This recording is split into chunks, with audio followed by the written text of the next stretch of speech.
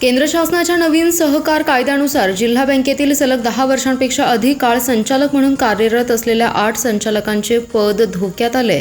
आमदार सदाभाऊ खोत यांनी संचालकांचे पद रद्दसाठी मुख्यमंत्री फडणवीस यांच्याकडे मागणी केली होती। दरम्यान जिल्हा बँकेच्या आगामी निवडणुकीच्या पार्श्वभूमीवर हा मुद्दा ऐरणीवर आला असून सहकार क्षेत्रात नव्या चर्चेला सुरुवात झाली आहे। खोत यांनी दिलेल्या माहितीनुसार केंद्र शासनाने सहकारी बँकांमधील संचालकांच्या कार्यकाळासंदर्भात स्पष्ट नियम केलेत। त्यानुसार एखाद्या संचालकांनी सलग 10 वर्षांपेक्षा जास्त कालावधी संचालक म्हणून काम केले असल्यास त्यांना पुढील निवडणुकीत उमेदवारीस अपात्र ठरवण्याची तरतूद करण्यात आली आहे। तसेच 10 वर्षांचा कार्यकाळ पूर्ण होता संबंधित संचालकाला पदावरून अपात्र करण्याची प्रक्रिया तातडीने राबवणे आवश्यक असल्याचं त्यांनी नमूद केलं आहे। खोत यांनी जिल्हा बँकेचे अध्यक्ष मानसिंगराव नाईक, संचालक आणि सांगलीचे खासदार विशाल पाटील, माजी अध्यक्ष दिलीप पाटील, संग्रामसिंग देशमुख, महेंद्र लाड, मोहनराव कदम, सुरेश पाटील आणि बाळासो होनवारे या संचालकांचा कार्यकाल 10 वर्षांपेक्षा जास्त झालाय। सहकारी संस्थांमध्ये कायद्याचं पालन सर्वांसाठी समान असलं पाहिजे। नियम मोडून कोणीही पदावर राहू नये।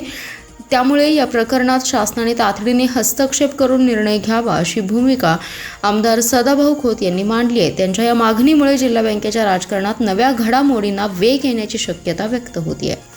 जिल्ह्यातले सहकारातले सगळे टगे हे बँक वाचवायचे म्हणून गळा काढत आहेत। मला एकदा या सगळ्या ठग्यांना सांगायचं आहे, एकदा कर्जाचं आकडं जाहीर करूया की बँक वाचवणाऱ्यांनी कुणी किती किती कर्ज घेतलेले आहे। अरे साखरेच्या गोडाऊनाला साखर नसती, बाहेरनं कुलूप लावता, सील करता आणि गोडाऊन साखरेनं भरलाय म्हणून कोट्यावधी रुपये कर्ज उचलता। साखर कारखान्याने तुमच्या संस्थेला नियमाबाह्य कर्ज उचलता। म्हणजे नेमकी ही बँक वाचवायची आहे कुणासाठी? ह्यांना बँक वाचवायचे नाही आहे, या सगळ्यांना बँक खायची आहे म्हणून यांची धडपड चाललेली आहे।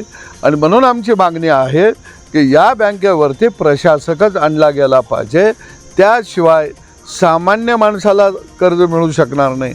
आणि होतकरू तरुण जो वर्ग आहे त्याला उद्योगाला जर कर्ज मिळायचं असेल तर याच्यावर प्रशासक येणंच अत्यंत गरजेचं आहे, तरच बँक वाचू शकते। यांच्या कारखान्यांच्या वसुली लावल्या पाहिजेत, याच्या बऱ्यापैकी थकबाकी आहे।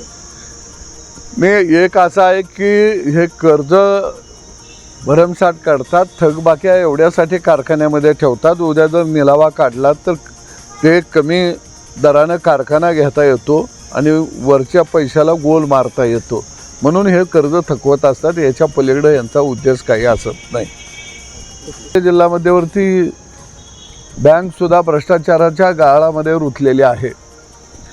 मुठभर लोक सांगली जिल्हा मध्यवर्ती बँकेवरती कब्जा घेऊन वर्षानुवर्ष बसलेले आहेत।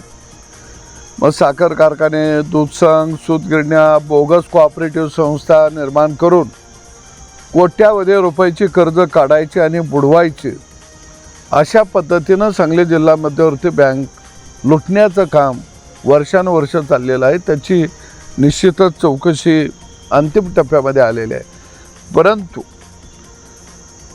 आमदार गोपीचंद पडळकर आणि मी आदरणीय मुख्यमंत्र्यांच्याकडे सांगली जिल्हा मध्यवर्ती बँक बरखास्त करावी, त्याच्यावरती प्रशासक आणावा, अशा पद्धतीची आम्ही मागणी केलेली आहे। आणि ही मागणी करत असताना परत एक आम्ही मागणी मुख्यमंत्र्यांच्याकडे केलेली आहे की जे संचालक 10 वर्षापेक्षा जास्त काळ झालेला आहे अशा संचालकांचं संचालक पद रद्द करण्यात यावं।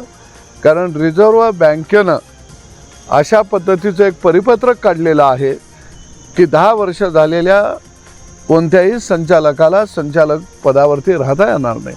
आणि त्यामुळं बँकेचे चेअरमनच अपात्र ठरत आहेत आणि 8 ते 9 संचालक या ठिकाणी अपात्र ठरत आहेत। या सगळ्यांना अपात्र करावं आणि पुढील निवडणुका होईपर्यंत बँकचा आर्थिक कारभार सुधारेपर्यंत बँकेवरती प्रशासक आणावा, अशा पद्धतीची आम्ही मागणी केलेली आहे।